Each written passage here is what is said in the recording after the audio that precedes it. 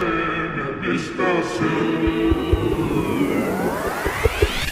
bën edhe e bën si drejtje. Ta e kriminella. Po I vrasin njerëzit, po I lën pa bukë. Ke parti në një krim të dali vetë nga molla? No, no responsible.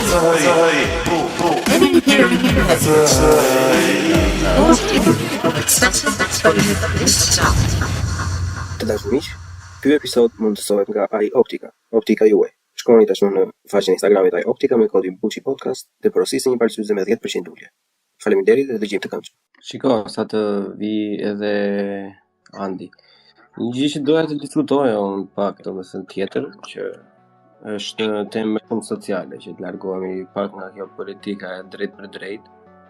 Që më mendja Andi do të ketë ide direkt sa të futet. Unë protestova diçka te grupi te Rolitët, një tekst të vogël që kishte shkruar dikush unë se një fare personalisht se kush është, po thjesht që interferoj. Andi sapo nisa të tregoja pak për atë bisedën që kemi nisur diku më duket bashkë me komente për sa I përket këtyre temave sociale, jo me për emra e budalliqe të tjera, si dhe ajo që ai shkrimi që postova unë para ca kohësh edhe janë disa persona valla që sa futen në këtë pjesën e komenteve, futen shumë me spat në dorë valla. Kupton? Jo diskriminues, maskilist, ti nuk I do femrat, I ke femrat fobi, edhe një moment I kështu what the fuck, po unë nuk thash asnjë gjë valla. As në tekst nuk ishte asnjë lloj gjëje që përmendte në një lloj diskriminimi në çfarëdo lloj mënyre, domethënë.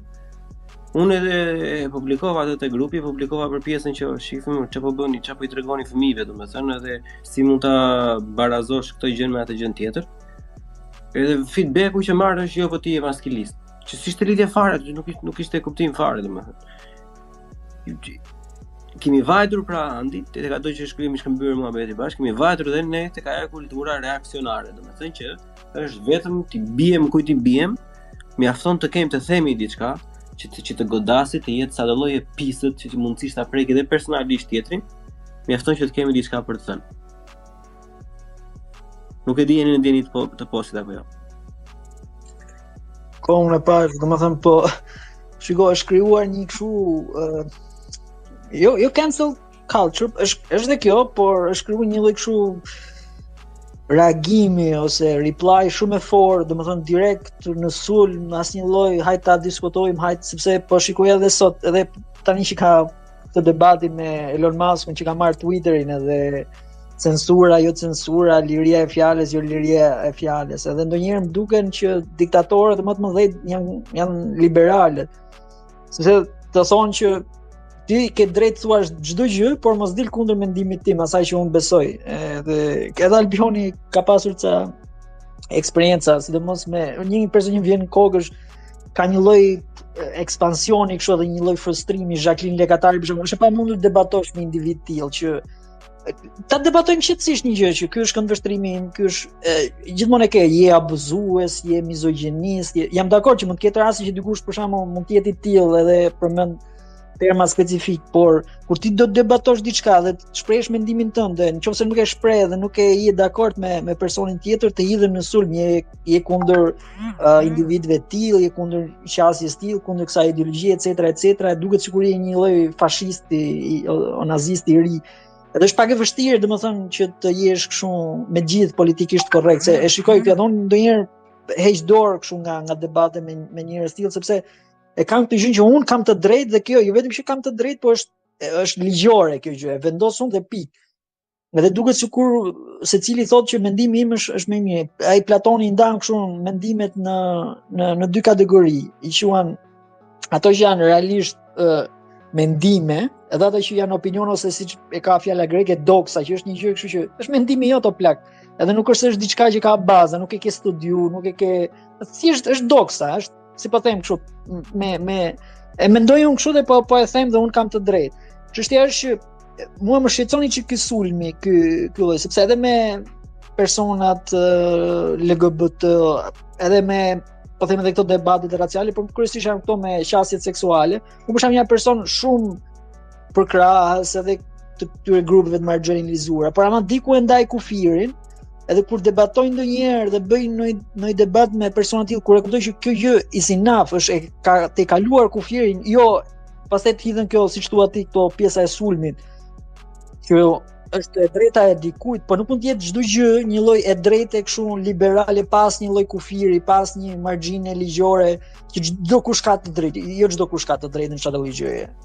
Ke të drejtë në ca gjëra, ke disa të drejta, por ama ekzistojnë dhe disa kufi ligjor, shoqëror, moral, të cilët realisht nuk mund të kalojnë. Për shembull, një nga rastet që pash unë ishte ky spitali i Bostonit pediatrik që është ndër më të mirë në botë, realisht rankohet si i pari, dhe thoshte që për krahate ndryshimin e gjinisë për fëmijët e vegjël, thoshte që fëmia e di deri në mitër identitetin e tij gjinor, që është një deklaratë absurde komplet, sepse një fëmijë sot dhe jam draguar, unë për shembull mendoja që isha Sandokani ose ishte Dark Magician te Yu-Gi-Oh në Dark Magician janë vetëm plot.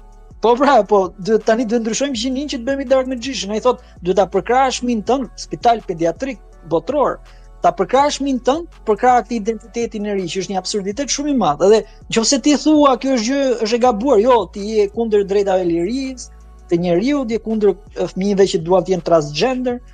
Edhe atë Elon Musk që po duan është kështu, po vjen fashizmi, po vjen ky, do përkrahet ai. Çështja është që besoj se duhet gjejmë një lloj balance si shoqëri dhe të mësojmë një herë të diskutojmë qetësisht dhe të bijmë dakord për ca gjëra qetësisht, se po polarizohemi shumë besoj se te kjo pjesa. E vdesin për këtë, se ne jemi gjatë të përgatitur për këtë pjesën, se na kanë përgatitur parti politike të qenë militante dhe tani po përdoren edhe për to vendet e tjera. Edhe unë kisha shumë frikë që kjo do të ndodhte. Edhe jo për të thënë I told you so, but I told you so. Se e kam bërë monolog që shumë përpara kohësh, kur kjo ka dalë trend në Amerikë edhe në UK edhe këtu në Europë pak në pak. Unë direkt e kuptova që kjo gjëja do mbridhe në Shqipëri dhe do bëj kërdin, sepse ne jemi jashtëzakonisht shumë të gatshëm si shoqëri të ndahemi në përpole dhe të tregojmë me gisht fajtor. Jemi shumë eksperta për këtë punë, domethënë. Edhe kam pasur vërtet shumë frikë dhe fatkeqësisht më ngrënë goja mu të thonë pleqt, e kupton doli fjala që ka arritur deri në atë pikë që çfarë lloji budalliku të thuash ti, domethënë, sa do të drejtë do jetë dikush që do të atakojë në një mënyrë të pashpjegueshme. Siç ishte ajo që tha që ti je diskriminuese dhe i shikon në femrat si nivel të ulët, domethënë që për mua është ofendim shumë i madh, sepse unë nuk e shoh veten ashtu, edhe nuk jam. Edhe e kam vërtetuar vetes në disa pika, se s'kam pse e vërtetoj njeriu tjetër. Edhe unë në të njëjtën mënyrë, pastaj siç më shkruajta një koment në atë lloj mënyrë shprehje, dhe pastaj më vjen një komenti, po ti ku e gjen të drejtën të flasësh kështu me mua.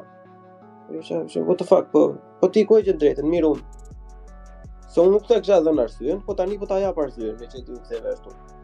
Edhe vazhdon ajo pjesa pastaj një lloj kakofonie, gam kot, duke u dal janë persona pastaj që tjetër që përson ti, tjetër që thon ata, po ky është mendimi im, thon, edhe i bën një lloj projektimi që del komplet nga konteksti i asaj gjëje. Edhe është okay deri në një farë pike. Domethënë që nëse do ta nisësh fjalin që unë dua të shtoj këtë gjë, atëherë je në rregull. Po kur ti thua unë do të shpjegoj këtë që ti sapo the, po do ndryshoj komplet çdo lloj gjëje që ti the, nuk aty hiqet vija. Po ti ke të drejtën të japësh mendimin tënd, po nuk ka për detyrë asnjëri të jetë të njëjtin mendim me ty. Kjo është absurde.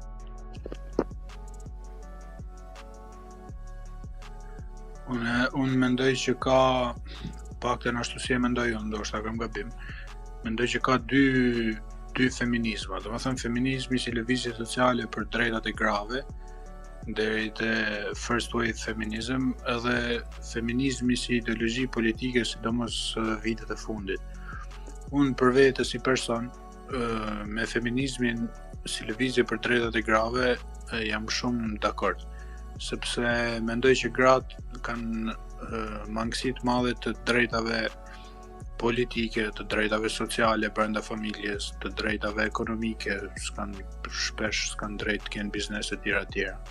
Mirë po me Albi, të lutem bëhet të qartë këtë pjesën për të gjuhë. Se në ligj ka të gjithë çdo njeri individ, është pjesa e kulturës, është pjesa e shtetërit. Apo varet se sa zbatohen ligjet, kupton se në ligj drejtat sociale i kanë gjithë, edhe fëmijët, edhe gratë, edhe burrat, por realitet ne i shohim gratë se si trajtohen, realitet e shohim se sa si ngacmojnë seksualisht në punë, cilat promovohen, ato që japin seks apo ato që janë vërtet zonjat, edhe në politikë, se sa seksizëm ka, si sulmojnë gratë në mënyrë seksiste, edhe nuk i bën përshtypje askujt. Domethënë, nuk është vend i mirë Shqipëria për gratë.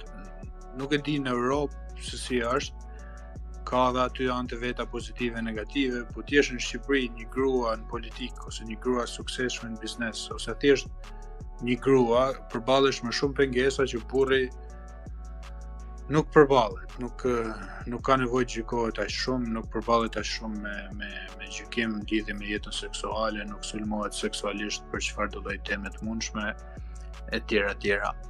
Ndërsa me feminizmin si lëvizje ideologjike, ashtu siç kuptohet sot, unë nuk identifikohem, sepse feminizmi sot për mendimin tim ka shku shumë larg, sepse është jo vetëm feminizmi, po e gjithë lëvizja, po themi liberale botërore, ka shku aq larg sa diskuton edhe vetë konceptin e burrit dhe të gruas, varet se si ndihesh. Janë ultra progresiv.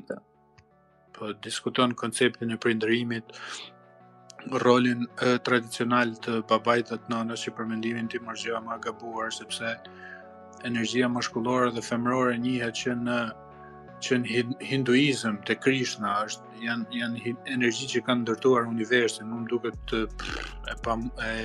pa kuptimt që të mohohet identiteti gjinor, ose të vihet në diskutim, ose të konsiderohet si një spektër, por gjithsesi ky është debat tjetër. Unë me këta nuk identifikohem fare, dhe problemi i Shqipërisë me atë që përmendi ti ose Andi është këtu, që në një realitet tepër patriarkal, tepër maskilist siç është Shqipëria, kemi dy kategori njerëzish. Një është kategoria njerëzve që janë tepër mendje mbyllur, edhe i fusin në çame, i fusin në fjali seksiste për femrat në çfarëdo lloj rrethane apo situate. Kategorinë tjetër kemi vajza ose gra, të cilat janë jo vetëm të emancipuara, po janë në një linjë me këtë linjën e liberalizmit botëror, sepse ky liberalizmi botëror po e quaj si lëvizje, se nuk është një lëvizje, janë shumë rryma, po i përmbledh liberalizmi, e ka pushtetin. Domethënë e ka influencën në Hollywood, e ka influencën në shoqërinë civile, e ka influencën në media, madje edhe tek tekstet shkollore ose në institucionet shëndetësore, siç e përmendi Andi. Në Shqipëri nuk e ka pushtetin tek populli, por në disa drejtime e ka pushtetin në institucione dhe sidomos tek shoqëria civile, dhe deri një farë niveli edhe në media. Dhe këtu krijohet ai konflikti, për shembull e përmendja Andi, unë kam pas një debat me këtë Jacqueline, sepse unë po i thoja, ajo po komentonte kundër një gazetari, Andi Labuti. Ky siç përmendi Zotin në një moment, dhe kjo i tha atje edhe gazetar, tha, dhe për hap ignorancë të tillë, edhe i them unë kësaj Jacqueline që ti s'mund bësh policin, domethënë njeriu mund ta përmendë Zotin, nuk është diçka e gabuar, ose ti po përmend ignorancë, po për hap ignorancë ose obskurantizëm, nuk mund bësh policin e internetit.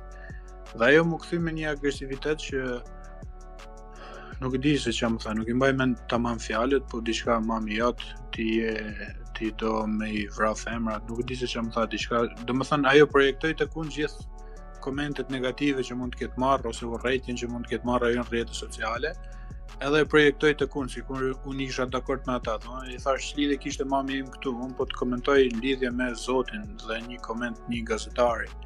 Domethënë kemi dy realitete që përballen. Një është realiteti i prapambetjes ekstremet, një pjesë e shoqërisë që thotë vritini këto janë kurva tjera, dhe një realitet tjetër i cili është i frymzuar nga interneti, po jo vetëm, është i frymzuar edhe nga lëvizjet feministe nëpër botë, i cili ekziston pothuajse, domethënë mendërisht është në Europë, por këmbët i ka në Shqipëri. Dhe mendon se mund t'i bëjë njerëzve cancel, ose mendon se e ka pushtetin institucional aq sa për t'i censuruar ose për t'i goditur njerëzit. Tani ky është një debat që ekziston edhe në botë, edhe në Twitter, tani Elon Musk ka bler Twitterin, është një debat që nuk mbaron kurrë, por në realitetin shqiptar unë mendoj që për gratë ka shumë vend dhe ka shumë hapësirë për qenë aktivist, ndaq për gratë e përdhunuara, ndaq për gratë e diskriminuara. Dhe unë vetë kam bërë timen, aq sa kam pas mundësi, pa e qyrit veten feminist, dhe akoma nuk e qyrit veten feminist, por mendoj se ka shumë vend për të bërë aktivizëm pa shku deri tek ekstremet ose tek ato gjëra që nuk përputhen me realitetin tonë, për shembull, të identitetit gjinor. Nuk e mohoj që ka njerëz komunitetit LGBT dhe që ndihen në një mënyrë të caktuar në Shqipëri, por mendoj se duhet kjo luftë, nëse mund ta konsiderojmë luftë, duhet përqendrohet tek ato çështje. Kemi gra që punojnë në fasoneri me rroga mirane, kemi gra që përthunohen dhe nuk denoncojnë dot. Kemi gra që vriten, rrifen, hidhet acid në fytyrë nga burrat. Ka mjaft për të luftuar. Nuk ke nevojë me shku tek ideologjia ekstreme apo tek majtizmi apo tek këto rrymat për mendimin tim.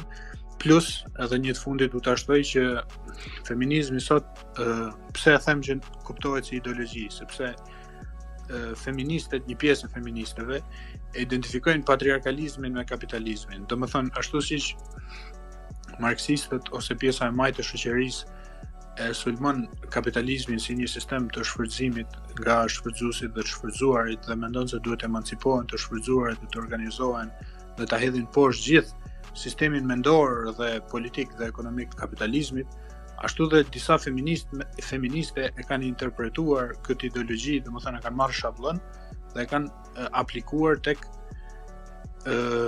format patriarkale shoqërore, duke nisë me atë figurën e Sartrit, ja harrova emrin e Andit, lutem ma kujto.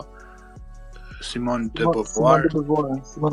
Beauvoir e mbrapa e kanë menduar sikur patriarkalizmi është një sistem ku burrat janë maj dhe gratë janë të shfrytëzuarat dhe gratë duhet të organizohen me njëra tjetrën, ta hedhin poshtë patriarkalizmin dhe që këtu pastaj kanë arritur përfundimet absurde që të mohohet identiteti maskullor ose të mohohet familja si e tillë ose që çiftet tradicionale janë për të luftuar, familje tradicionale është për të luftuar. Marksi vetë ka thënë që gruaja është prostituta e burrit, kuptimi që burri e përdor atë si pronë, si të dojë. Kështu që në këtë kuptim, për mendimin tim, është i gabuar feminizmi. Pastaj nëse diskutojmë për drejtat e grave, unë jam dakord gjithë ditën dhe jam dakord që duhet luftohet për to si për drejtat e gjithë, edhe të burrave edhe të fëmijëve. Ja, të shpjegohem unë si individ, për shembull gjitha. Tani me këto vite që unë kam pas këtu, domethënë se edhe nga që shkëputesh nga shoqëria shumë e madhe, ke pak më shumë kohë dhe lexosh edhe të flesh pak në filozofi. Edhe unë jam tani në një lloj periudhe të testime ku për mua përdorimi i fjalës, edhe se çfarë është fjala në thelb, definicioni ka shumë rëndësi. Që si mund ta quajmë diçka, çfarë fjale të përdorim, se për çfarë. Me gjithë me ato mangësitë e mia, se normalisht nuk të vijnë gjithmonë fjalët, por gjatë gjithë kohës mundohem që të përdor atë më të duhurën. Edhe për të gjitha ato probleme që ti përmendëm më përpara, nuk ka asnjë arsye pse ti jesh feminist. Që një femër mos të përdhunohet, që një femër mos të dhunohet, që mos të lidhet acid në fytyrë, që të ketë të njëjta mundësi me një mashkull, kjo nuk të bën feminist. Kjo të bën thjesht një humanist, të bën thjesht një individ të denjë për shoqërinë. Nuk ka nevojë të t'i vësh një epitet vetes për të marrë ato like-et në Facebook apo në Instagram, apo të konsiderohesh nga majtistët si aleat apo etj të gjitha këto rrymat idiote që janë tash. Jo. Në qoftë se ti do të kërkon t'i vësh vetes emër që të përhapësh ato idetë tua dhe të rezatosh atë mirësinë tënde, je gjaj mbaruar se vetë thelbi jot, vetë ekzistenca jote, mënyra se si trajton femrat në përditshmëri, por edhe se si flet për to, është mjaftueshëm për të treguar dhe për të mbajtur pjesën tënde në shoqëri. Por këta persona, sidomos meshkuj, që dalin domethënë thonë që jam feminizëm, e para fare nuk e di se çfarë do të thotë. Se feminizmi, vala e parë dhe vala e dytë të feminizmit janë lëvizje jashtëzakonisht shumë mira që njerëzimi ka përfituar jashtëzakonisht shumë.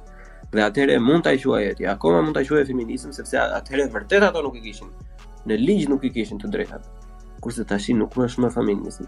Tani nëse ti do që këto të drejta që ato i kanë në ligj të respektohen edhe në praktik, edhe në jetën e përditshme, domethënë të kenë një jetë sa më të denjë, nuk je më feminist. Ti je thjesht një person që kërkon që ligji të vendoset ashtu siç është planifikuar dhe që secili pa pasur diskriminim nga gjinia apo preferenca seksuale të ketë të njëjtat mundësi.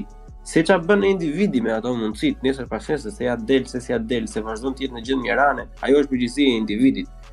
Përgjegjësinë që ka shteti dhe shoqëria është që mos t'ja marri atë mundësinë siç e kanë të tjerët, ose mos t'ja bëjë më të vështirë, e të tjerë. Edhe kjo është thelbi që pse feminizmi i vitit 2022 është një skam. Është një skam i madh, domethënë, edhe është thjesht një luftë e hapur kundër personave që arrin të bëjnë diçka me jetën e tyre, sepse i tregohet se nuk është më as feminizmi, është më shumë kështu luftë e hapur kundër çdo gjëje që funksionon edhe gjën që ata se kanë. Normalisht është diçka që nuk e kanë dhe e shahin vetë. Siç është lufta kundër familjes tradicionale, siç është lufta kundër mashkullit tradicional, që është deri në një farë pike overachiever, sipas Jungut apo Nietzsche, e ke parasysh? Edhe kjo janë lufta hapur për të denigruar në çdo lloj pjese këtë. Nuk duhet të jesh më. Ashtu duhet edhe nëse ti je një person që je shumë i aftë të bësh diçka, jo, nuk duhet ta bësh, duhet të presësh që edhe ky tjetri të bëjë një gjë si ty. Por që është e gabuar. Sepse asnjë person nuk e ka të njëjtin vullnet. Vullnetin që ka Andi nuk e kam unë, vullnetin që kam unë nuk e ke ti. Është çdo gjë është jashtëzakonisht shumë e ndryshme. Ne duhet të kemi mundësi të barabarta.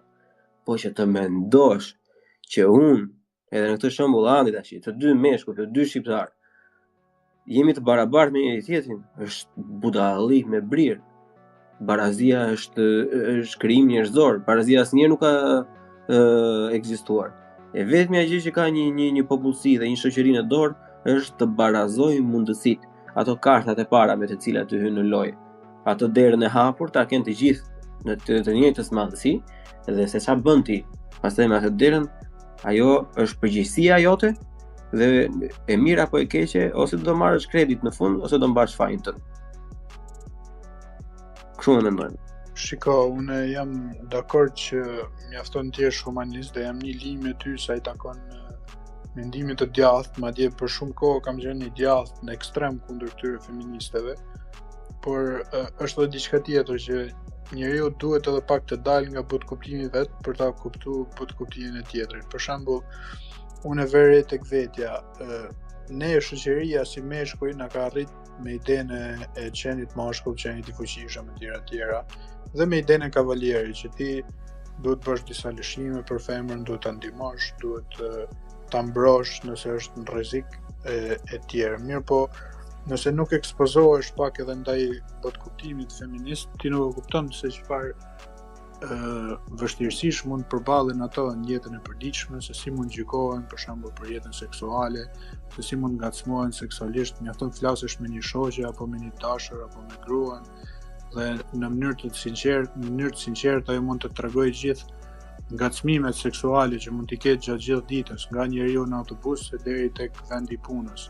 dhe se si meshkujt abuzojnë me këtë statusin social që shoqëria i mbron, që thotë hajtë se burrat janë kështu, dhe gratë gjithmonë janë ato që janë viktimat edhe po tankohen janë kurvat, ose gruaja në familje, se si duhet jetë shërbëtore e burrit, dhe sidomos gruaja shqiptare herë, se gratë e huaja nuk e kanë këtë koncept.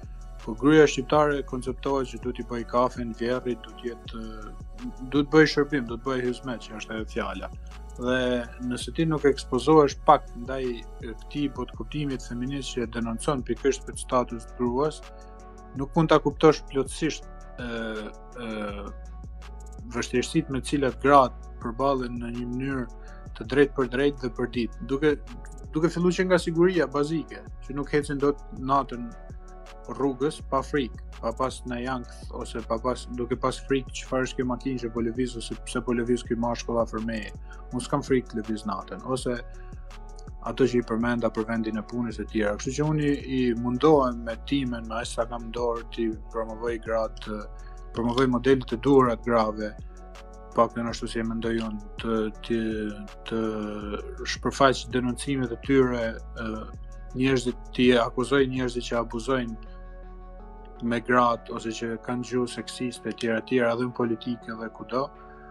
Por është një luftë që nuk mbaron kurrë dhe për mendimin tim lëvizja feministe duhet të ketë më shumë lëvizje, si thuhet në anglisht grassroots, lëvizje të rrënjve, të cilat i ndihmojnë gratë aty ku janë, lagjin vendin e punës, në qendra sociale, sesa lëvizje të tipit të shoqatave të cilat ekzistojnë me, domethënë mbijetojnë me financime të huaja dhe ekzistojnë me ato projektet e veta dhe për mendimin tim, emancipojnë, po nuk japin produkt real për një shoqëri siç është ajo shqiptare ku nuk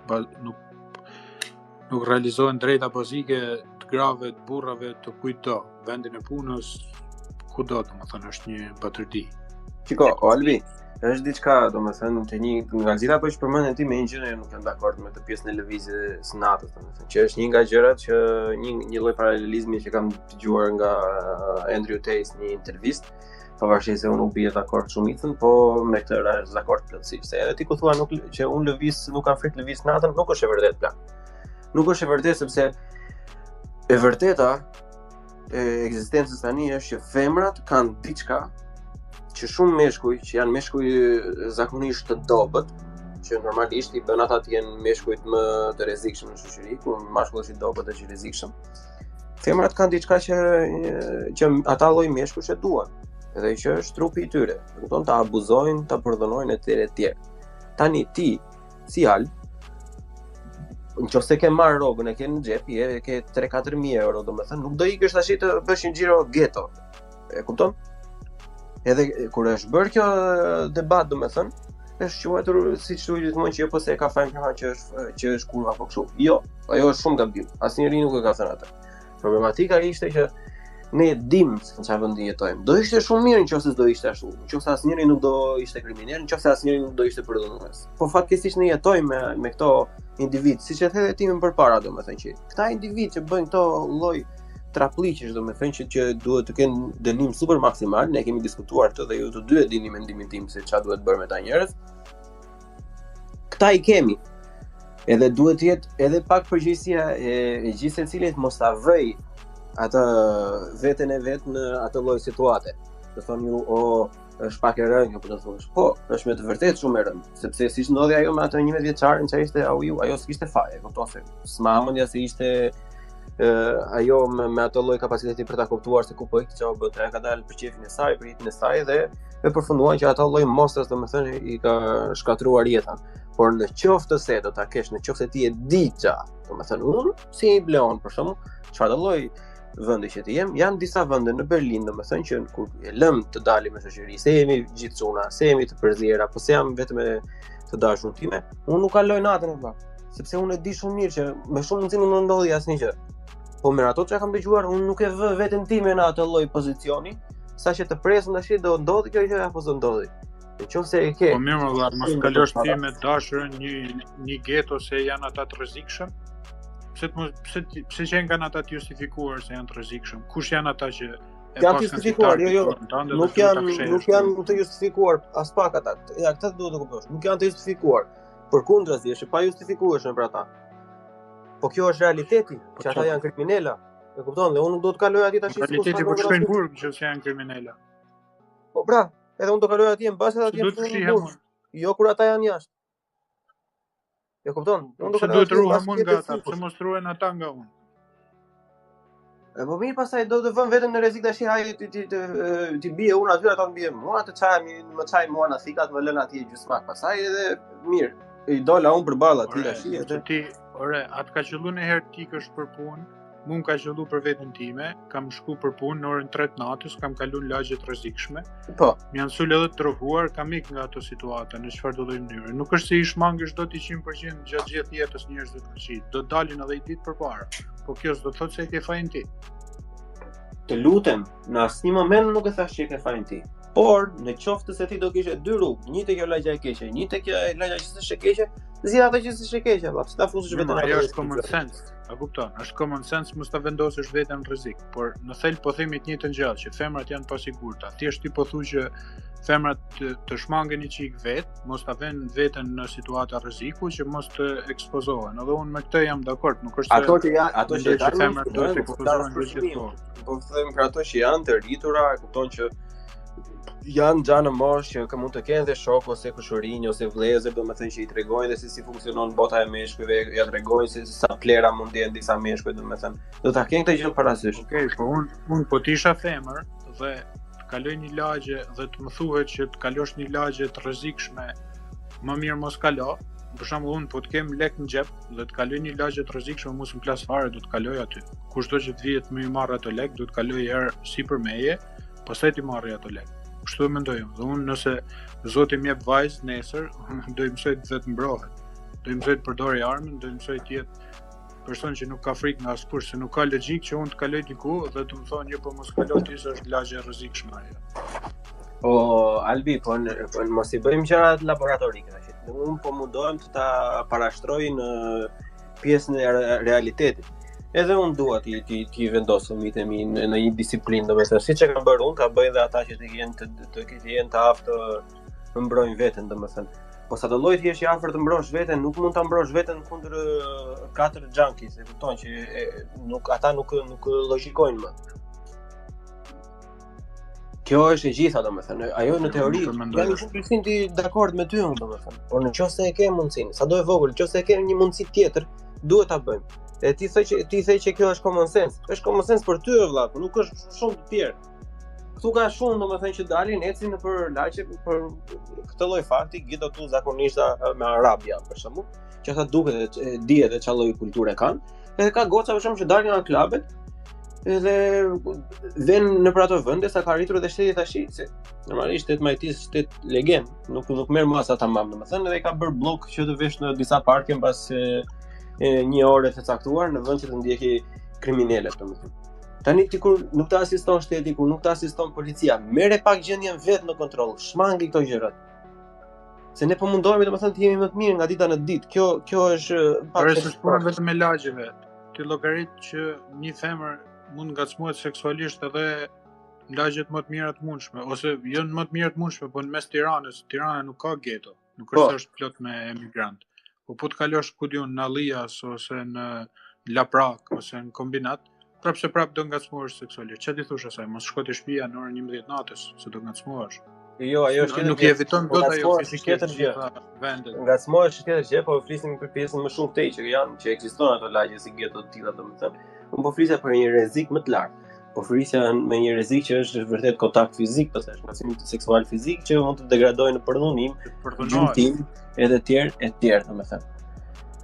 Unë jam shumë dakord, për mua duhet të bërë shembull këta individ. Ti e di shumë mirë që unë jam jashtëzakonisht shumë pasionant për këtë pjesë. Si? Arabët duhet kuptojnë që se kanë kontrollin, që nuk mund të përdhunojnë gra, që futet policia vendje dhe e shef ti pastaj se si bëhen njerëz. Ashtu si në vendet e tyre, pse kanë frikë përdhunojnë ata atje, si i pret plumbi. Nuk e përdhunojnë dot. Po nuk po e bën shteti këtë. Po Albi po të jap rast praktik. Jetë reale, nuk e bën shteti këtë këtu, valla, nuk i përndjek ata shteti këtu, i dalin në shteti le ta bëjë individi.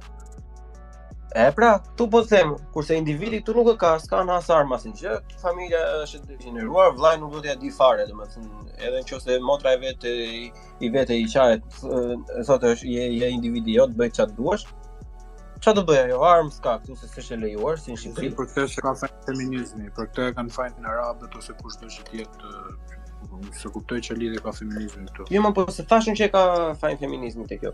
Thjesht do ta shpjegoja se ç'është, domethënë që ka disa gjëra që persona të ndryshme në këtë rast janë në mënyrë disproporcionale të prekura femrat, domethënë se siç e the ti, neve duhet common sense. Në rastin e nuk na prek. Duhet common sense.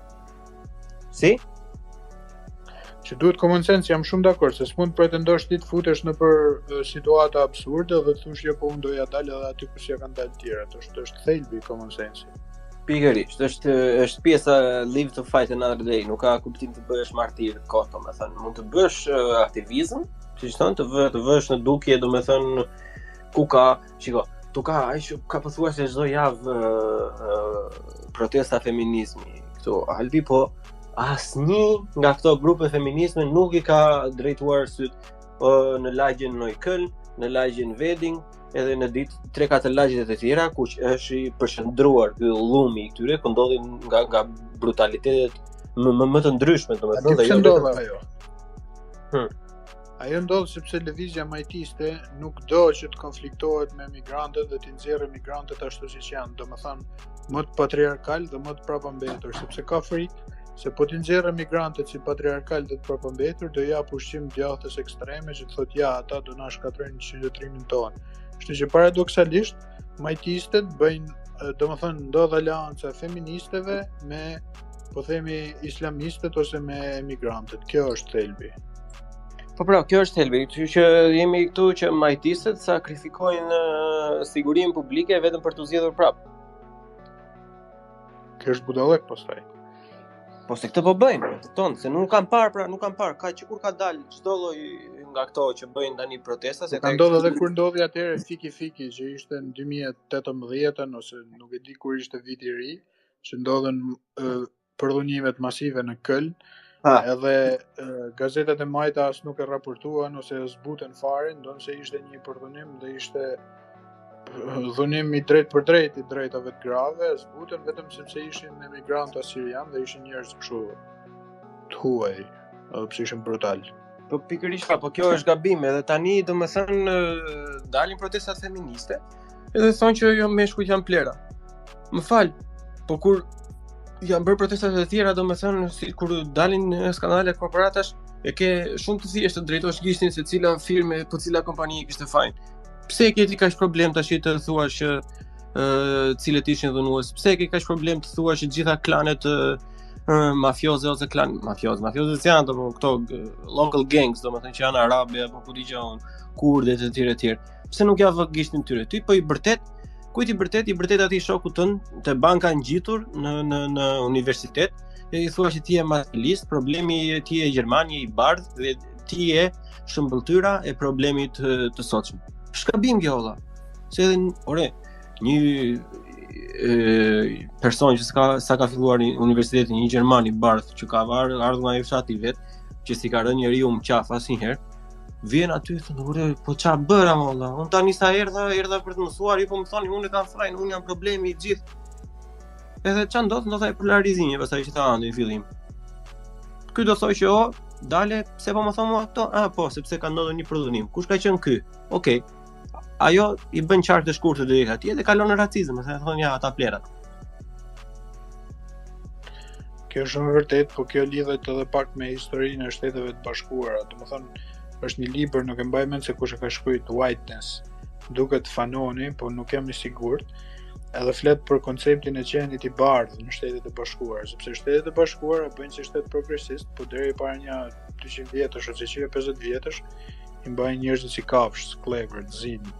Kështu që atëherë ishte një debat i madh kush është i bardhë, kush është i zi, sepse vinin, po themi, emigrant nga Italia dhe një pjesë nuk i konsideronin të bardhë. Bardhë në fillim fare ishin vetëm këta, WASP, White Anglo-Saxon Protestant, bardhët Anglo-Saxon dhe Protestant. Pastaj filluan edhe italianët të integrohen në këtë komunitet ose në këtë identitet, po themi, pastaj edhe irlandezët, kështu që ka pas një konflikt shumë të fuqishëm racor që lidhej deri diku, po në mënyrë drejt për drejt edhe me skllavërinë, me imperializmin, me shfrytëzimin edhe me zonat botërore, domethënë Afrika, Europa, Amerika e Veriut, Amerika e Jugut. Edhe amerikanët për shembull, një pjesë as nuk, domethënë që i quajnë brown people, këta po themi lindjes mesme, nuk i konsiderojnë, domethënë kur nuk janë të bardhë janë disi inferior ndaj nesh, kështu që ky konflikt pastaj është importuar edhe në Europë dhe prandaj sulmohet njeriu i bardhë kaq shumë sepse perceptohet sikur është pjesë e një strukture të pushtetit që ka shfrytzuar pjesën tjetër të botës dhe krijohen këto paradokse që thotë që vjen një fshatar, një djalë i bardhë ose një shqiptar tek e fundit, e thonë jo po ti je i bardhë i privilegjuar, ndërkohë ai mund të ketë heq gjitha të zeza gjatë gjithë jetës ka vujt për të arritur aty ku është dhe i thonë jo po ti ke privilegj sepse je i bardhë dhe përfiton indirekt. Po mendoj se këto janë problemet të shoqërisë amerikane që nuk i ka zgjidhur disa gjëra me veten e vet, ndihet keq për skllavërinë, për disa pushtërsi që kanë bërë në të kaluarën edhe e kompensojnë duke nxjerrë njerëzzi nëpër filma ose duke shkuar në ekstremin tjetër me white guilt, me fajin e qenit i bardh. Po këto janë problemet e Amerikës, nuk janë probleme për të Shqipërisë. Shqipëria nuk ka skllavëru njerëj, ne kemi qenë mundësisht të kolonizuar, të pushtuar herë nga turqit, pastaj nga serbët, pastaj italianët, gjermanët, kështu që mendoj se jemi të përjashtuar nga këtë lloj gjënash, por jemi të përfshirë sepse globalizmi e ka bërë botën një fshat të vogël.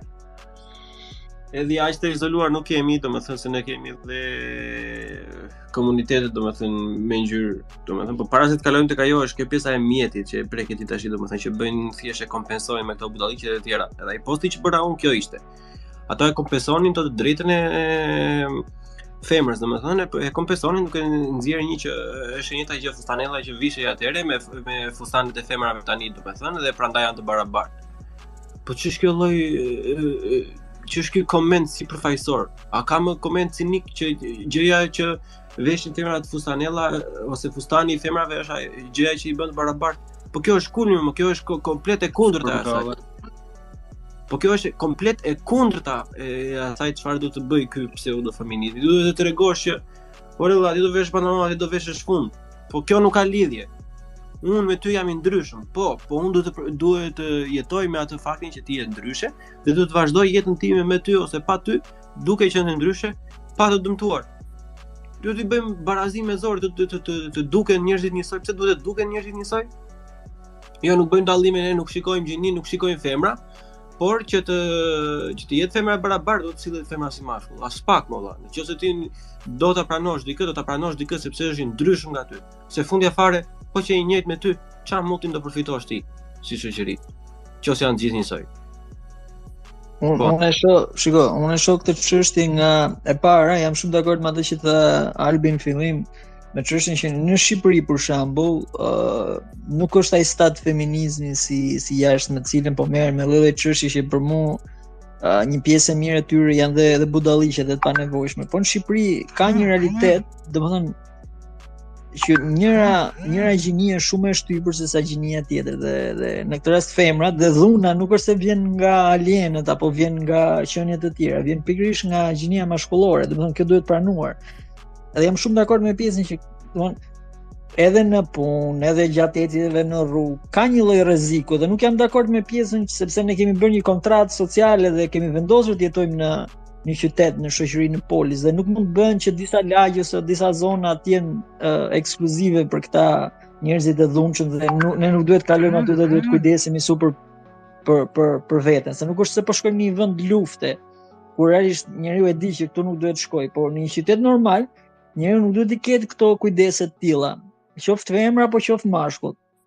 Sepse përndryshe atëherë kalojmë në atë kushtet natyrore të rësojt dhe secili pastaj është të gjithë kundër të gjithëve, dhe unë pastaj mund të bëhem edhe femra ka drejt maj armë dhe mund të vrasë pa paralajmërim nëse ndihet e cënuar apo e rrezikuar. Po nuk është shumë e këndshme kjo.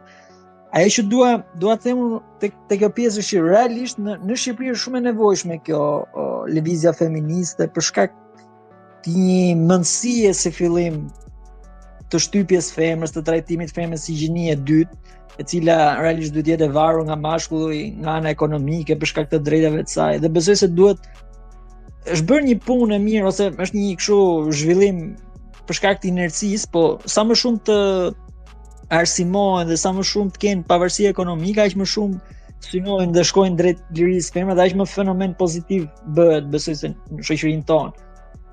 Por ama duhet ta pranojmë se ekziston kjo pjesa që pjesa më e madhe, një pjesë e mirë e femrave janë shtypur sidomos në zonat rurale, që femra trajtohet sikur është pronë e mashkullit dhe për çdo gjë duhet pyes atë, duhet jap ai leje ose babai ose burri i saj.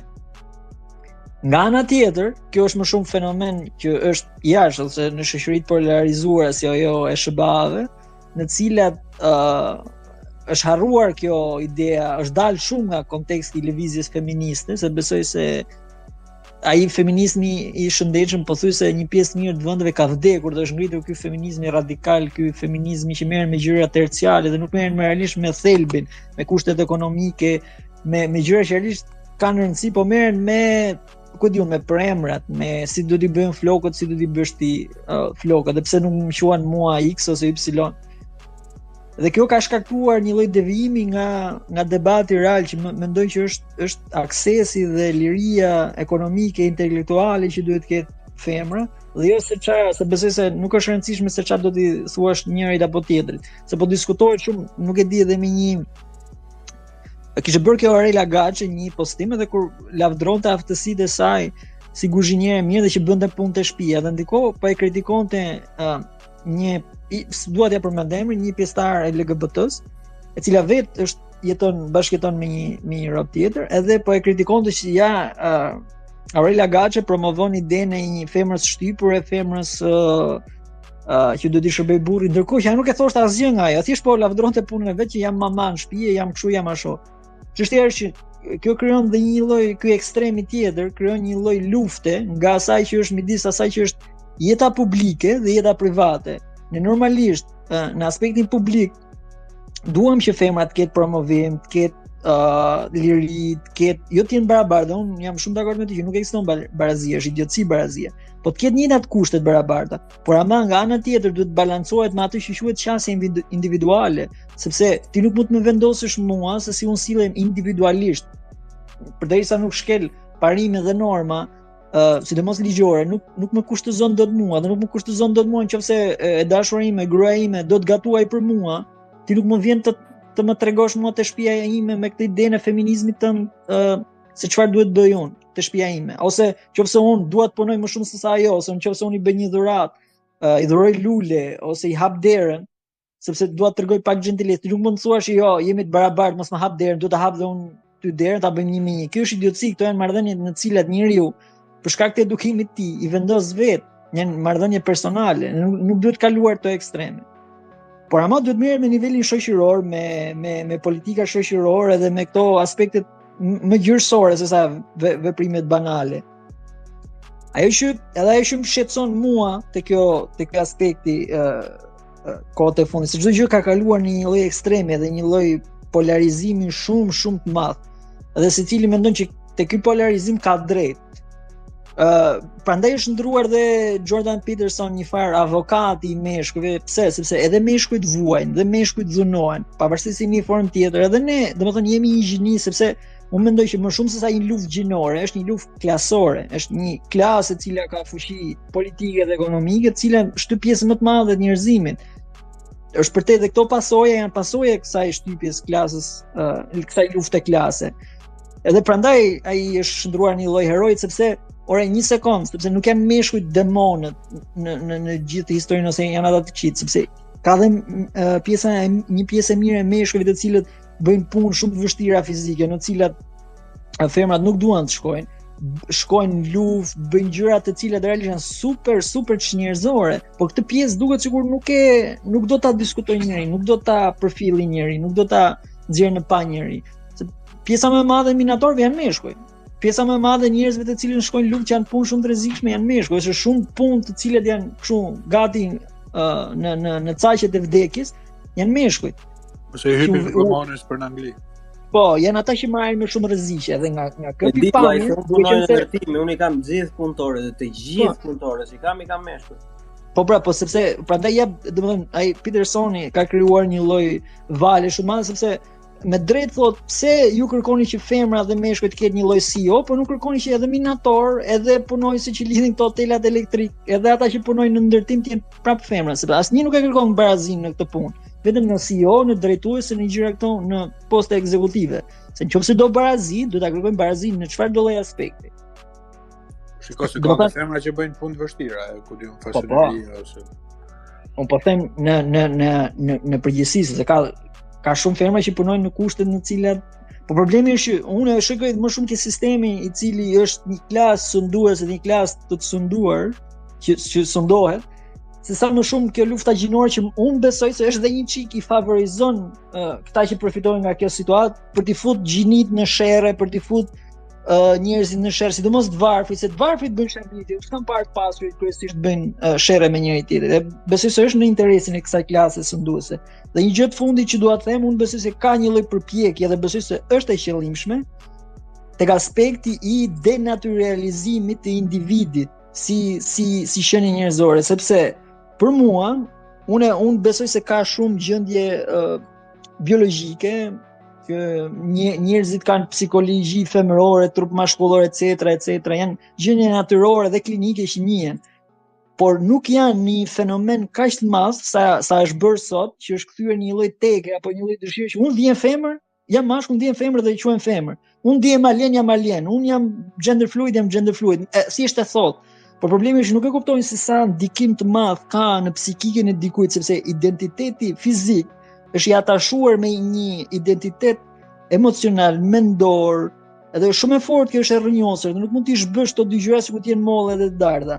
Edhe besoj se ka një lloj përpjekje për ta denatyruar individin edhe shoqërinë në tërësi, duke bërë një lloj shoqërie që nuk di ku është, nuk e di çfarë identiteti ka, nuk e di kush janë ata kolonat morale dikur, sepse rolet e femrës dhe të mashkullit janë të përcaktuara biologjikisht, duam ne apo s'duam, përpos përjashtimeve, nuk janë gjëra të cilat janë të panatyrshme, dhe kjo biologji përcakton edhe psikikën e njerëzit, përcakton edhe mendjen e njerëzit, edhe shpirtin e njerëzit, dhe ne nuk mund t'ja fusim portës, më falni për shprehjen tani, dhe të themi që këto gjëra janë kështu, e vendosun jam gender fluid sot dhe jam realisht i tillë. Jo, biologjia ka ndikim te jeta njerëzore, sepse pse mos quhem unë jam 60 vjeç, identifikohem që 60 vjeç, ose unë jam alien.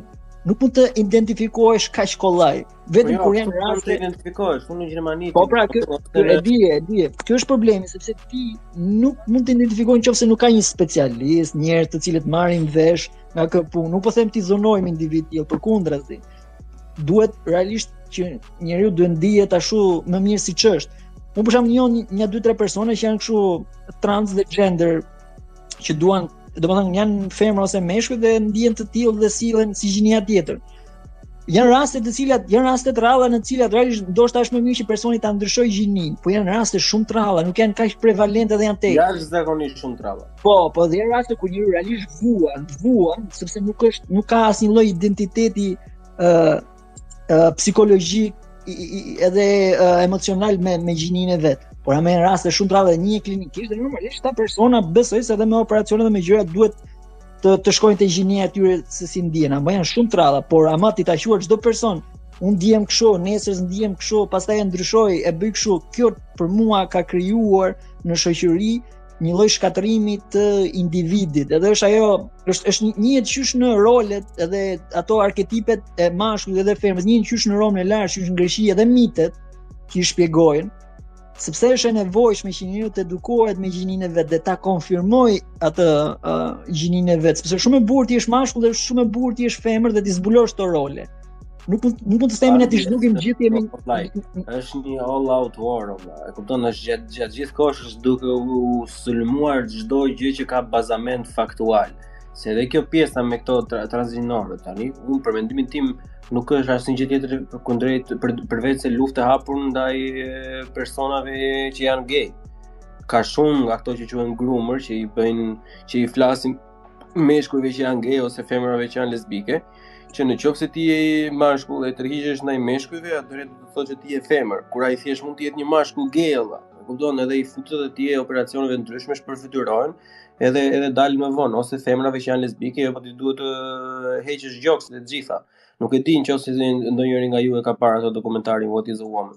Po, e kam parë. Po. Është luftë e hapur drejt për të shkatruar femrën, domethënë, sepse është mënyra më e mirë për të shkatruar mashkullin, sepse nëse ti shkatron atë rolin dhe imazhin e femrës dhe rolin e femrës, që është roli me 51% ose minimumi 51% më i fortë se sa mashkulli, sepse jo vetëm që femra ka gjithë ato lloj gjëra që bën në jetën e përditshme, domethënë edhe fëmijë, familje, gjithë etj, por është dhe një nga motivimet kryesore të meshkujve, që ndiqet në mënyrë biologjike gjatë gjithë historisë. Një nga motivacionet më të mëdha për meshkuj është gjetja e partnerit, impresionimi i partnerit, të bëj diçka që të arrijë të t'ja bëj dhe partneres vet jetën më të bukur etj.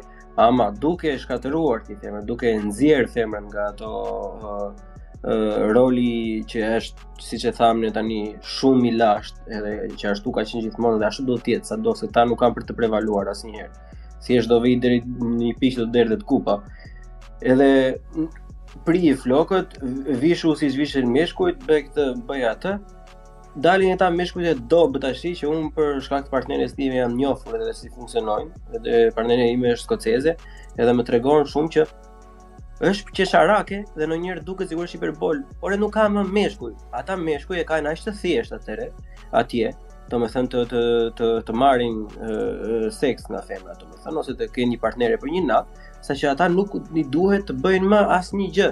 Shumicat e shoqeve të veta, siç e tha Albifar, mbajnë meshkujt e tyre që pinë bar gjithë ditën, edhe janë depresiv, edhe au, edhe i mbajnë ato se nuk ka, ai është standardi.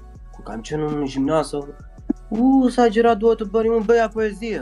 Kur kam qenë unë në gjimnazo bëja poezi, jo gjeja lule, jo po qa do vishja, jo po si do t'i flisja, unë e bëja skenarin që 4 ditë përpara. Mundoheshe, hidheshe, ti përfshihesh në atë lidhje, e kishe eksperiencën shumë të thellë burë, kishe eksperiencën në shpirtit, e zbuloj edhe veten, se si ishe ti, se si sillesh ti, e tjerë. Se ajo është në fund të fundit, se edhe ti e përmende më përpara, është gjë shumë e bukur të zbulosh edhe se si është ti është mashkull edhe se si është si mashkull të sillesh ndaj femrave, sidomos në ato hapat e parë kur zbulon seksualitetin edhe do të biesh në sy, do të krijosh një marrëdhënie me dikë.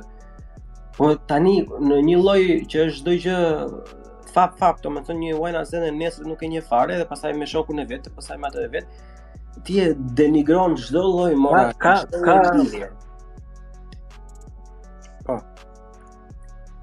Për mua ka një lloj, domethënë zhbërje e disa kolonave o disa formave të cilët kanë qenë kështu modele edukuese. Për shembull, diku në lashtësi kishin mitet të cilat e edukonin një shoqëri dhe jepnin disa sjellje arketipale, dhe secila prej tyre përngjasonte përmes modeleve të tilla.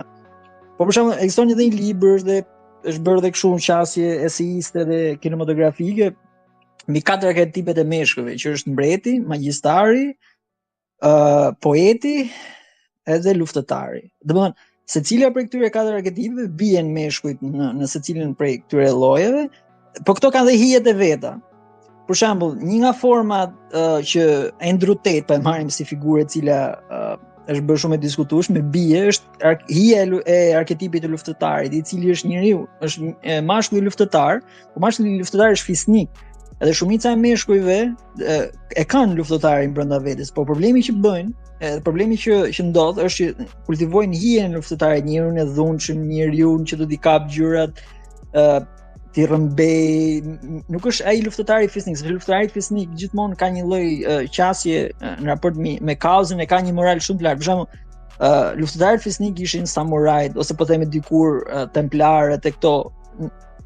Ky është maja e luftëtarit fisnik. Ose nga ana tjetër poeti është, ne shikojmë artistët futen tek arketipi poetit, se përfshin nuk është thjesht njerëz që po bëjnë poezi në mënyrë banale.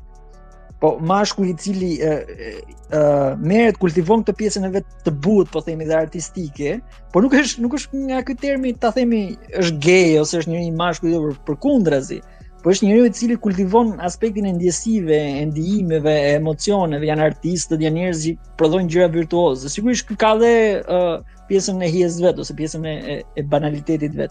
Ashtu siç janë dhe pastaj arketipet e magjistarit ose arketipet e mbretit. Mbreti është lideri. Njeriu që udhëheq, njeriu që ndjen njerëz përpara, dhe arketipi i hijes së mbretit që është diktatori, despoti e këto. Çështja është që unë besoj se këto ose edhe për pjesë të vogël tek ajo pjesa e shkrimtarit, domethënë se unë kam hasur dhe vetëm. Po. Ideja të gjitha ato pjesët e tjera jemi në mendim, po çfarë ndodh me këtë pjesën e shkrimtarit, me këtë pjesën e butë për shembull. Por unë jam ish ndeshës tani se si di si thon X-Fighter në MMA, e kupton. Unë kam shkruar edhe poezi pafund vet. Edhe sot me këtë lloj doktrine, nëse ti tregon atë pjesën e butë, po ti duhet të jesh femër, sepse nuk pranohet më ky arketip i butë i mashkullit. E kupton? Edhe e njëjta gjë ndodh me femrat. Një femër nëse do të arrijë diçka, nëse do të bëjë diçka që tregon fortësi, tregon ngulmëri, atëherë ajo duhet të jetë mashkull. Edhe këtu, unë prandaj edhe urrej edhe dua Belini kaq shumë. E kupton? Se ne kemi pasur debate që i bëjmë në universitet që s'po ndodhin më tash, se tani kanë bërë peticione ata që ndihen të ofenduar, Po në fillim bënin debate kur këta që bënin këto budallistë për transgender thonin po jo pse në Iran edhe në Persinë e hershme janë të emancipuar sepse kanë shumë transgender. Po normalisht si Berlin që është ne kemi iranian aty plotë, thaj më falni jeni edhe ishte nga skuadra e vet ky tipi. Unë nuk e konfirmoj fare këtë faktin, thaj sepse 99.99% e atyre që janë transgender, domethënë ose që janë transvestit në Iran, janë të detyruar nga shoqëria sepse ti atje nuk mund të jesh gay, dhe nëse je gay të detyron, je i detyruar me ligj të kthehesh në transgjinor, domethënë të sillesh të vishesh si femër. Çështja unë besoj se është një lloj qasje e zhbërjes roleve. Dhe nuk po them se jam dakord, domethënë sidomos te pjesa e femrës, jam dakord që femra nuk është roli i saj me qenë shtëpiake ose me qenë shërbësja e burrit, sepse kjo jam dakord me kritikën që i bëhet këtij gender rolli. Nuk mund të jetë femra thjesht një person i cili është nënshtruar dhe shërbësja e burrit ose familjes burrit, por ama ka një lloj roli biologjik, një lloj roli natyral që të dyja gjinive, po ti lësh në gjendjen e tyre natyrale, e zhvillojnë, është e pashmangshme, ka treguar edhe historia kjo, sepse kjo pastaj nxitja e një lloj relativiteti i gjinive që nuk ka rregull, nuk ekziston asgjë, nuk ekziston biologji, nuk ekziston qasje mendore, psikike, ekziston vetëm dëshira jote dhe teka jote që unë ndihem kështu dhe jam kështu. Është shumë problem, unë kam parë dhe shumë femra dhe meshkuj të cilët kanë ndryshuar gjinitë dhe prapë kanë ndryshuar mbrapsht, sepse nëse ti bazohesh në një tek, po ashtu të bazohesh, ajo tek do zjasë do kthehet prapë, nuk është diçka e qëndrueshme. Por çështja është që e përsërisi, unë shikoj një lloj qëllimi, edhe ndoshta nuk e di a keni lexuar atë librin e Volës, Dekadenca e perëndimit, rënja e perëndimit, edhe përshkruan qysh nga gati para një shekulli, pavarësisht se ka ca qasje fashiste ai, po e përshkruan këtë qasjen dhe rënjen e mashkullit perëndimor dhe e botës perëndimore në një lloj dark age. Unë shikoj shumë qëllimshme këtë. Domethënë, nëse ti shkatron gjinin femrës, e shkatron dhe mashkullin dhe nuk i di ku përfundon mashkulli dhe ku fillon femra, të dyja, sepse të dyja palët janë të ndryshëm, kanë shumë aspekte komplementare, po ashtu kanë dhe fuqi që mund t'i japin njëri tjetrit, e kultivojnë ashtu si shteti për shembull, ti shkruaj poezi për goca. Ashtu si mund ta kemi bërë secili për nesh, fisnikërohesh, ashtu siç bën femra një akt tjetër. Por kjo nuk do të thotë që njëra është më poshtë, njëra është më lart, janë thjesht të ndryshme. Edhe ne na duhet kjo pjesë diversive. Nuk mund t'i bashkojmë që mashkulli është kështu. Jo, ka ca gjëra që mashkulli nuk është. Ashtu si ja ka thënë biologjia, nuk mund ta detyrojmë. Ta bëjë. Çfarë përdorën për të pjesën e mashkullit? E kanë përdorur në shumë debate dhe vetëm një profesore që ishte diku të 50 ca vjeç ka bërë pyetjen që unë kërkoja nga gjithë që të bëjnë. Një gjë që unë them gjithmonë, domethënë për që të lexoj dhe se si mendon Robi, unë them të pjesa e familjes të fëmijët. Edhe unë them që mashkulli nuk e ka asnjëherë kapacitetin human të sillet kundrejt fëmijëve se si sillet një femër, në mënyrë të gjeneralizuar, në përgjithësi, domethënë. Unë e kam thënë disa herë në debate që femrat janë sado pak, po më shumë humane se sa meshkujt. Edhe të gjithë kapishin jo po pse i generalizohen femrat e po kështu. Edhe pyetjen e saktë që doja unë që të më bëj mbrapsht, domethënë e ka bërë vetëm kjo profesore që ka thënë ti po diskriminon meshkujt me këtë. Domethënë asnjë njeriu nuk i binte në mendje, domethënë që thoshte që ore vëlla, pse po i generalizon meshkujt që po thonë s'kan aftësi, se ka shumë baballar, domethënë që janë shumë të aftë të gjithë. Por të gjithë ishin të fokusuar te kjo pjesa e doktrinës, domethënë që jo, ti po mendoj që të gjitha femrat janë nëna, ti po thua që të gjitha femrat duhet të bëhen nëna, që unë një fjali thosha gjithmonë. Femrat janë më humane se sa meshkujt. Edhe ai kolapsi dhe kaosi që krijoi në atë dhomë, domethënë është epik molla, është fiksi si në një kështu reality show, është i papar. Është shumë i trisht. Më kujtove një kështu, do të them diçka të fundit për Elena Albionit, më kujtove diçka që një statistikë që 21% të pastreve janë femra. Ndërkohë ajo pjesa tjetër çfarë janë? Është fokusimi te statistika ndërsa te qasja. Po, po pjesa tjetër ishte meshkuj, po shikoj, është alarmante, e shkruante që 21% të pastreve janë femra. Ndonjëherë është edhe fokus statistikash. Unë mendoj që nuk duhet bëhem konspiracionist, po mendoj që ka i farë lufte kundër, po themi, identiteteve origjinale ose ndaj familjes. Nuk është se është një elitë globale, po është një rrymë shumë e fuqishme, sidomos në perëndim, në Europë dhe në Shtetet e Bashkuara, e cila mendon se duhet të zhbëhen rolet tipike të burrit dhe të gruas, duhet të zhbëhet familja ashtu siç e konceptojmë.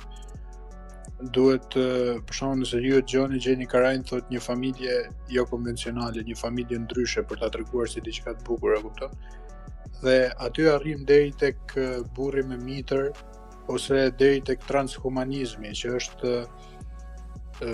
përforcimi ose pasurimi ashtu siç e konceptojnë ata i qenies njerëzore, duke i dhënë aftësi robotike ose duke i dhënë aftësi të cilat biologjikisht nuk mund t'i ketë.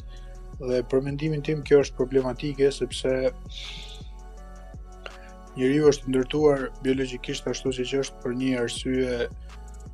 një arsye. Domethënë ajo që përmendi Bleoni për dashurinë e nënës me fëmijën, unë mendoj se është e pazëvendësueshme, sado një burr mund të ketë mitër ose sado fëmijët mund të jepen, sado mund bëhet një fëmijë me një mitër me qera, sepse është edhe biologjike njëherë që fëmia shkëmben qeliza staminale me nënën, po është edhe psikologjike.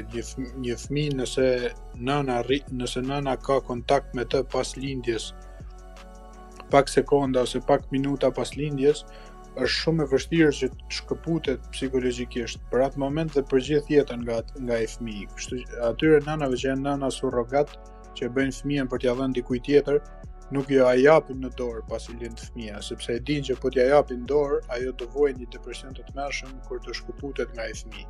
Kështu që njeriu nuk duhet, për mendimin tim, nuk duhet të mendohet si një robot ose të mendohet vetëm në mënyrë materiale ose materialiste, sepse njeriu ka dhe një shpirt.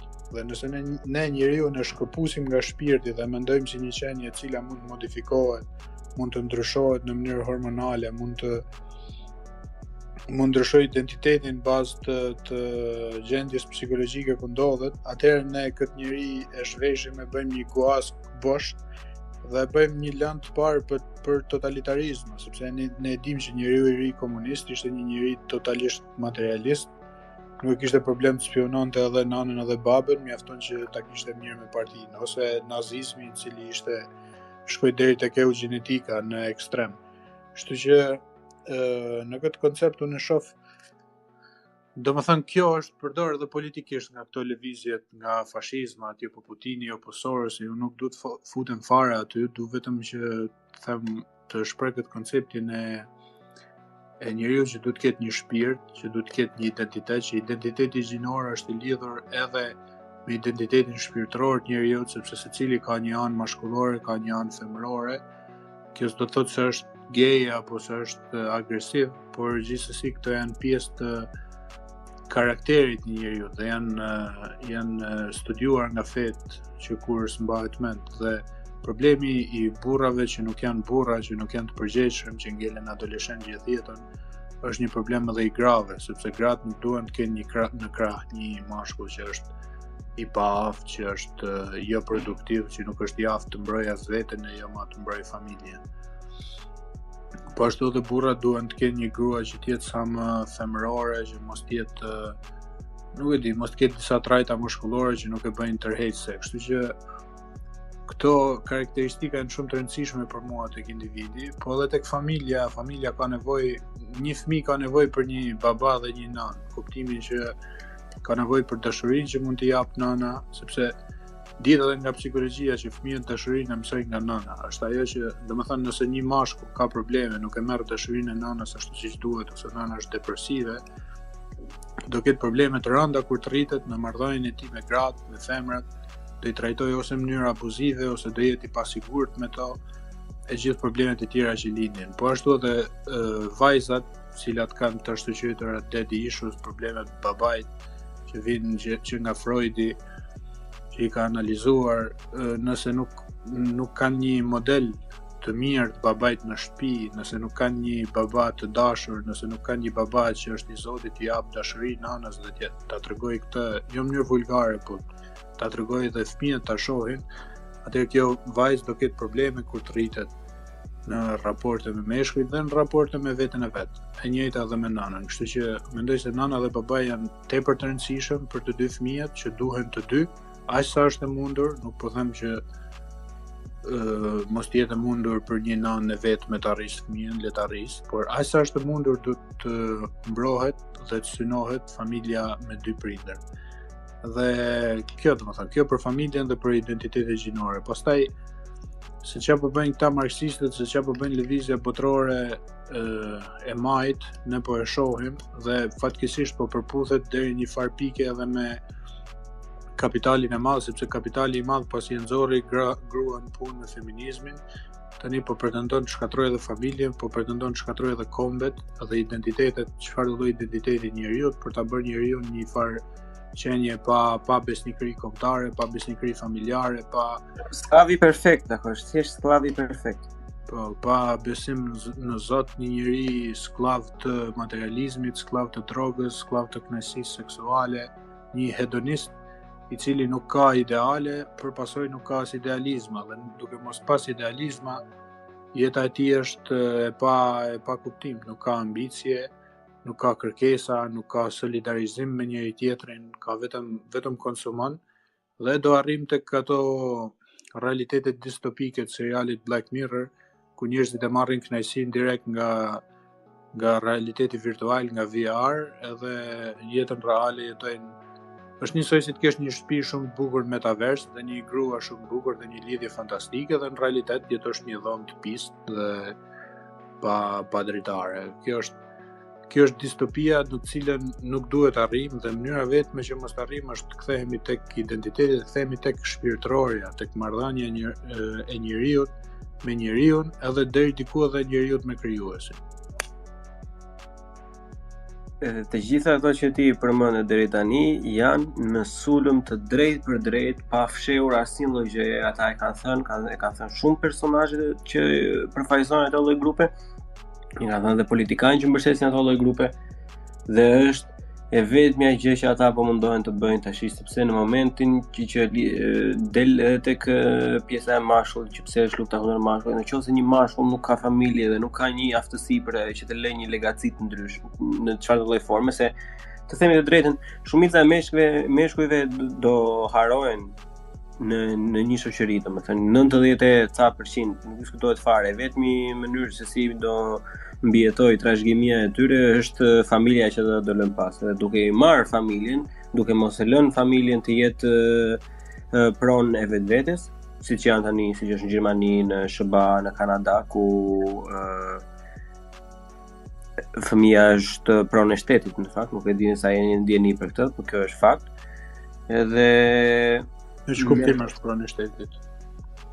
Fëmia është pronë e shtetit, shteti paguan për atë dhe shteti ka më shumë të drejta se sa ka prindi për fëmijën.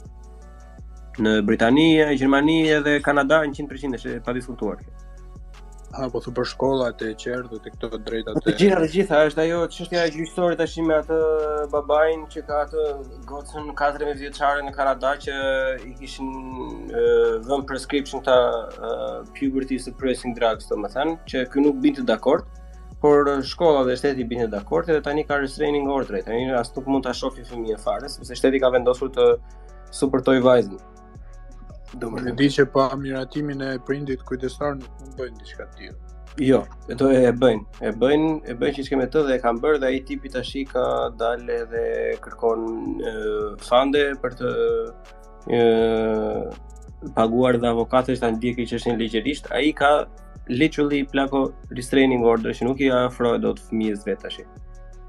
Sepse e konsideron si transfob edhe që nuk do që fëmia të shprehë atë që duhet. Fëmia është 14-15 vjeç, është gocë, nuk që do të kthehet mashkull, domethënë, diçka e tillë. Do mundohem që përpara se ta ngarkoj ato, kur ta ngarkoj në YouTube, ta gjej artikullin edhe ta vë me link, se është gjë e mirë të jepet burimi këtyre informacioneve, se thon pastaj njerëzit jo përdor anekdota apo të gjitha.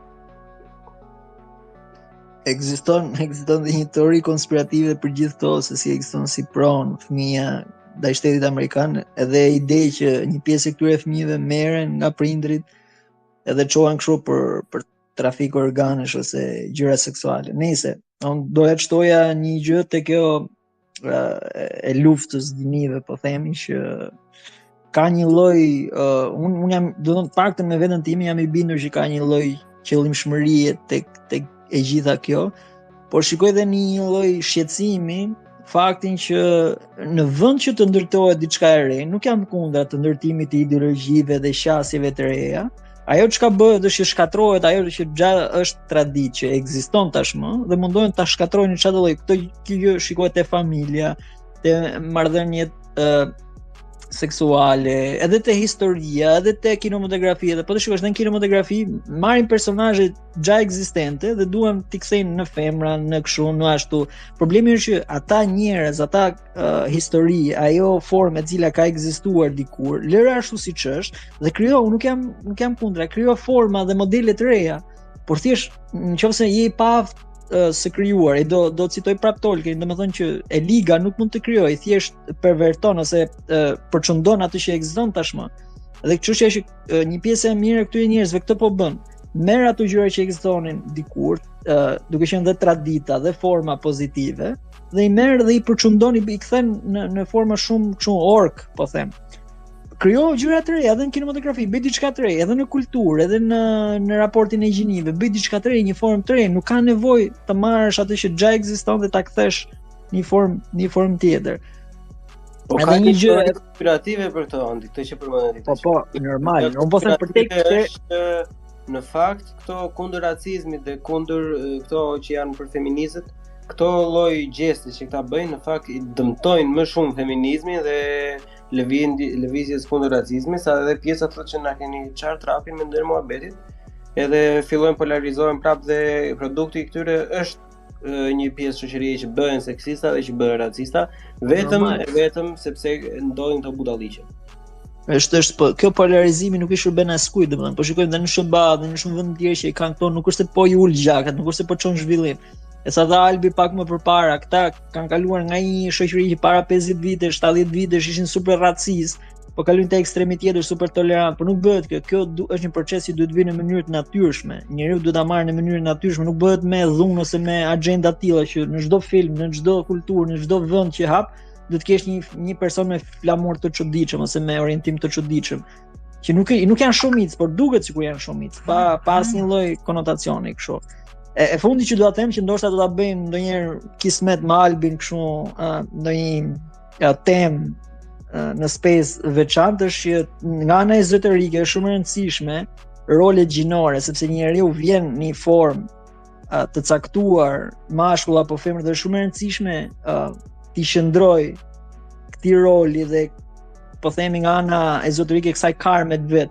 Nuk është se ka një lloj mos arsye, ka një arsye shumë fort sepse vjen kjo gjë. Po kjo është për një temë tjetër dhe besoj se kjo pjesa e shëntësisë ose kjo pjesa një lloj metafizike përtej, sepse po kalojmë vetëm në aspekt material që është trup mashkullor, trup femëror, një lloj dialektike thjesht materiale dhe gjinore, edhe nuk po diskutojmë për implikime më të mëdha metafizike, morale, fetare, transcendentale që çfarë do të thonë ti je mashkull dhe çfarë do të thonë ti je femër. Edhe Krishna supozoi që të plenonte vetveten, pra bashkonte identitetin mashkullor me femëror për të arritur qenien perfekte. Po ka një lloj simbolike aty sepse domethënë nuk flasim për gjini njerëzore ose edhe aspekti I seksit ose planimit, nuk është seks. Domethënë nuk do të thotë seks, janë këto është më shumë metaforike se sa fizike, dhe njerëzit merret shumë shablon kjo ideja e martesës ose Zeusi që vinte dhe bënte seks me njerëzore, nuk ekziston diçka e tillë. Përdorin siç përdorin Zeusin në këtë pjesën e Jezusit si metaforë, e përdorin jo po edhe në mitët greke, thoshte ka pasur androgjen, ka pasur gjinor. Edhe mua më bën çudi, më valla se në mitët greke ka pasur edhe Minotaur, edhe Hidra, po nuk po shikojmë na njënin tani.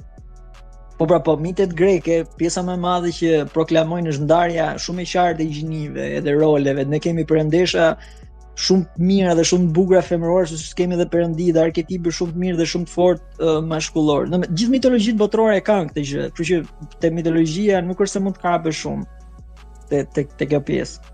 Po unë besoj se ka një lloj qëllimshmërie dhe ndonjëherë është të qenit normal, ndonjëherë po kthehet kështu si tip revolucioni, si tip gjë e çuditshme sepse çdo gjë po bëhet shumë fluide.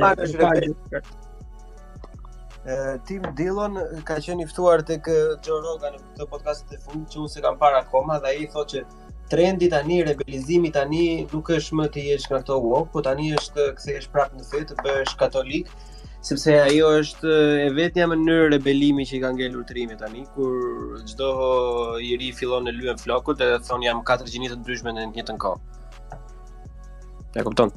Kështu që po kjo është thjesht një portokallë që rrotullohet në pafundësi, por duke u rrotulluar me këto polarizimet e shpeshta, nga që kundrapeshat bëhen akoma më të mëdha, kjo normalisht edhe nga ana fizike çon në një rritje të shpejtësisë në ato lloj forme, domethënë sa do vi një moment që është ai clashi, ajo përplasja domethënë është e pashmangshme dhe zakonisht është shumë e vështirë që përplasjet të sillin diçka pozitive, zakonisht lënë pasoja jashtëzakonisht shumë të forta. Kështu që është diçka që do ishte më mirë domethënë që të uleshin gjakrat, disa gjëra që janë faktuale, të qëndroni faktuale dhe mos të prishishin. Edhe ishte mirë që gjinia e personit mos të ishte e njëjta gjë si preferenca seksuale, janë dy gjëra të ndryshme. Vetëm dy gjini kanë ekzistojnë dhe ekzistojnë, nuk ajo është biologji, është shkencë, nuk ka lidhje fare. Kurse preferenca seksuale është një gjë tjetër dhe ajo mund të jetë më e larmishme se çdo lloj gjëje tjetër, edhe unë këtë as nuk do ta vë ndonjëherë në diskutim që preferenca seksuale është e ndryshme, po as nuk më intereson sepse preferenca seksuale e çdo individi është puna e atij individi dhe nuk kam pse unë të merrem me atë lloj gjëje, sepse mua ajo as nuk më dëmton, as nuk më prek me asnjë lloj gjëje. Po ama kur individi më thotë do më thuash zër, sir, au, ju, tani e kupton është budallik. Tani të dalë tani them shiko, juve çfarë lloj gjëje që të bëni tani do më thrisni princ edhe te podcasti tjetër, nga që un jam pronounce fluid, do më thrisni mbret. Pastaj do më thrisni Sali Berisha, se un ashtu identifikohem. Kupton, është absurditet. Jam Sali Berisha. O budallëj. E kupton, kjo është kjo është e gjitha e gjëja domethënë. Po se di, unë shpresoj që ne në Shqipëri mos të bëjmë aq, se për zotin është edhe tek pjesa e emancipimit, po edhe te mëshirja ekonomike. Një popull i varfër nuk mund të hyjë në këtë lloj zymtësie, se do ta kesh një barkun plot që të jesh komfort mjaftueshëm që të diskutosh këto tema për të një të ardhmen më të mirë. Po nuk mund të jemi në barkun bosh me 101 probleme të tjera e të fillojmë të merrem me këto budalliqe. Se në momentin e parë që fillon ky lloj diskursi në Shqipëri, të vetmi që do fitojnë janë ata që janë që janë në krye, se është fakt fundamental që nëse populli zihet, politikani shkrihet. Shumë.